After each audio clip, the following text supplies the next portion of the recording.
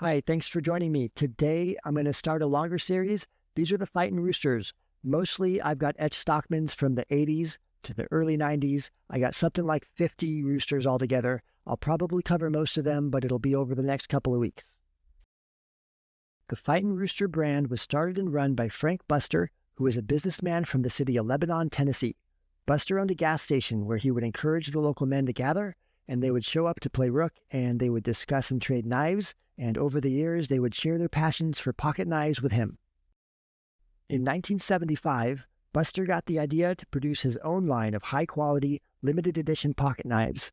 He initially approached American manufacturers, but they were unwilling to produce the small batches he was requesting of just 100 to a few hundred per run.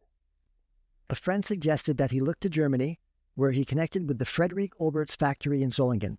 This factory had the capability to produce small runs, using an abundance of old tooling for the popular patterns and a variety of handle materials. It perfectly suited Buster's vision. They produced the first batches in 1976, and the Fight'n Rooster brand soon became well known for its high quality, its traditional patterns like muskrat, stockmans, and whittlers, and traditional handle materials like stag, bone, and celluloid. Celluloid is an early form of plastic. Under certain conditions, it can decay, and when it does, it'll give off a corrosive gas. If that happens, it can corrode the metals in the blade or the handle, and eventually can destroy the knife. All the roosters I have are celluloid. Everything included here is stable, and by stable celluloid, I mean it's not in the process of outgassing, nor is there any real large indication that it should be a concern.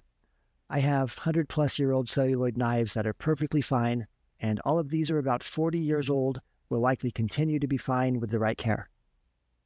Caring for celluloid handles isn't too difficult. They really just need to be clean and dry for the most part. Don't keep them in a humid area like by the hot shower. Definitely don't take them in the shower.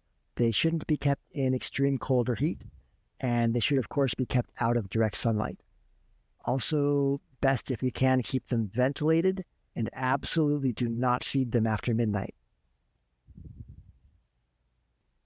Knife handles were originally made from celluloid because it was one of the first acrylic materials available. There just was nothing else. It's been around since the 1870s. Modern plastics didn't appear until the 1950s. Celluloid was also used by choice in the late 20th century, like with these roosters here, because of its aesthetic. A good celluloid, a well-made celluloid just looked really nice, and its look isn't easily reproducible with acrylics. Nowadays, they've got some better techniques and materials, but not in 1980. In this case, Rooster used celluloid because it looks amazing. As a nod to vintage handles, right? The collectors valued it, and the Solingen machinery was already tooled for it, and the German smiths were already familiar with working with it. And from what I could find, the very last major manufacturers to use celluloid as a standard production material were these Fight'n Roosters, as well as the Bulldog brand, which was made in the same factory at this time, and the Hennen Roosters, which sound similar but are completely distinct. They were also German, and all of this at the end of the 20th century.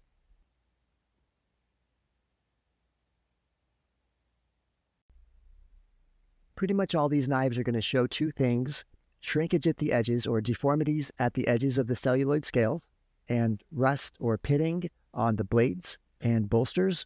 I've got a detailed spreadsheet of every knife in the collection, and with these roosters, I've given each a grading according to its shrink and rust. 1 to 5, where higher is worse, so 0 is in perfect shape, and anything above a 3 just wouldn't be here. This first one is very early. All these today are first-generation Rooster Stockmans. I'm going oldest to newest, but only doing Stockmans first. This is the oldest one I have. It's a 1978 $20 gold piece. This was noted in a Fight'n Rooster illustrated book to be 1978 and one of 600 produced, which is a larger batch. And really, I'd be surprised if more than 20% of any of these were still out there, at least in any reasonable condition. First thing we'll do is check out the celluloid handle. This is a 1978, so it's 47 years old as of recording. The handle uses just a simple clear celluloid. It's got bits of what I assume are gold glitter in there. This side looks good, aside from some tarnish on the bottom bolster here. And from the side, there's a bit of separation. This is the only issue with the handle. It looks the same on the other side too. Just like steel, nickel silver can be tarnished by celluloid gassing over time, and I think that's what's happened here with the nickel silver pins. They're kind of dark. I almost mistook them for brass. Just like all the rest of the Rooster Stockmans, it's got a brass liner and a dual spring, of course, for a 3-blade Stockman. The blade's etching says $20 gold piece, and the $20 gold piece was a U.S. coin minted from about 1850 to 1930, also known as the double eagle. It was a symbol of value and wealth. It was a historical American pre-Fed currency. The etching also has 2 roosters from the Tang stamp, and the etching is painted gold. There's a few flecks of rust. The Tang stamp here is the first run, which not 1976, but rather 1977 to 1982, where they used this stamp. It says Frank Buster Cutlery Company, Germany. And the other side has the original roosters and just says Solingen. All the blades on all the Stockman videos I'll make are the same, aside from the etchings, of course. They're all mirror polished, same configuration. Main blade's a clip point. Then there's a sheep's foot and a spay blade. My thumbnail's damaged, and these are a bit stiff, so I may struggle.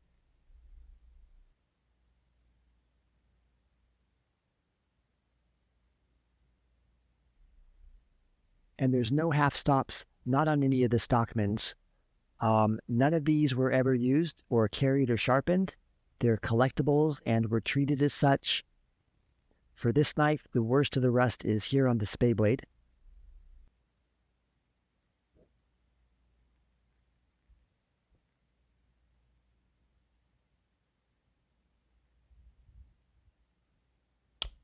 All 3 blades here, as well as all the roosters, are going to have a very strong alligator snap.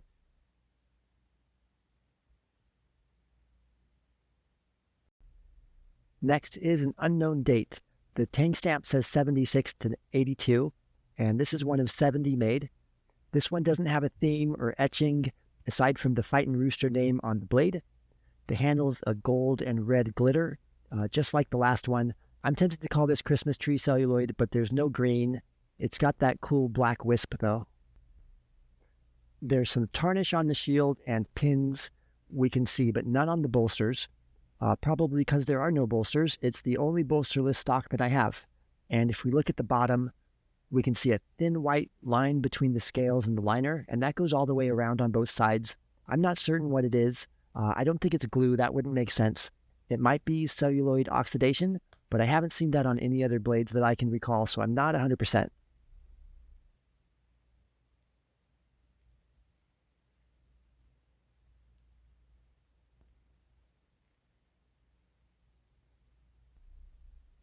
And as a Stockman, it's got the same blade configuration. This one just says Fight'n Rooster and has the 2 rooster logo. The main blade's in better shape than the other 2, which are speckled with rust.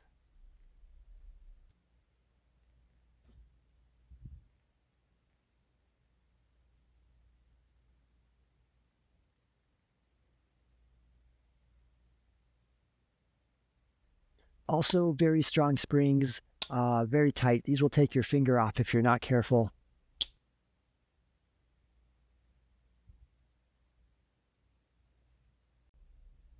And last for today, I've got the 1976 to 82 Stockman called Nice and Easy. This one is in much better shape than the last 2. I think because the handle is not, or at least is not completely celluloid. I can't tell for sure, but it's at least partly, if not fully, mother of pearl. Then it's got black celluloid, I guess, and to me it's got shades of aqua, or light green blue, I guess. If we look at the pins here, they're still bright and shiny. There's no shrinkage or anything wrong with the handle scales. The etching says Nice and Easy. This was one of 300 made. They weren't yet adding the production amount or serialized numbers at the time. We can see there's some rusting on the swedge at the top.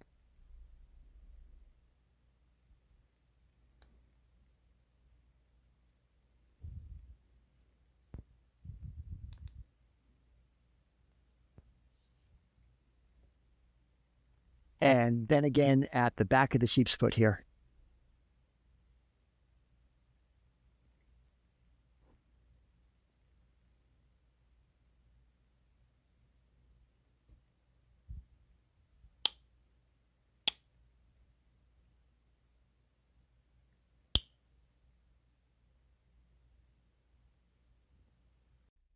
All right, thanks for watching. I've only got the 3 oldest knives in this first video, but I've got more than 40 other roosters, and without any intro or history, I'm going to try to do 5 knives per video.